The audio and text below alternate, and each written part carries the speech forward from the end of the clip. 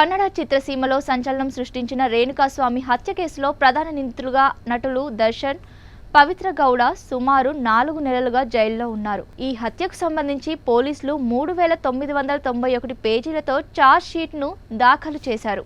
ఈ క్రమంలో దర్శన్ భార్య విజయలక్ష్మి ఇచ్చిన స్టేట్మెంట్ను కూడా ఛార్జ్ షీట్లో పొందుపరిచారు. దర్శన్ పవిత్రల గురించి ఈమె సంచలన విషయాలను బయటపెట్టింది. కన్నడ స్టార్ హీరోగా ఉన్న దర్శన్ 2000 సంవత్సరంలో విజయలక్ష్మిని పెళ్లి చేసుకున్నాడు. అయితే కొన్ని విభేదాల కారణంగా వీరిద్దరూ చాలా కాలంగా వేర్వేరుగా ఉంటున్నారు. హీరోయిన్ పవిత్ర గౌడ్ వీరి జీవితంలో అడుగు పెట్టడంతో ఆ దూరం మరింత పెరిగింది. 2014లో పవిత్ర గౌడతో దర్శన్ ప్రేమ సహజీవనం గురించి తాను గొడవపడినట్టు విజయలక్ష్మి విచారణలో తెలిపారు.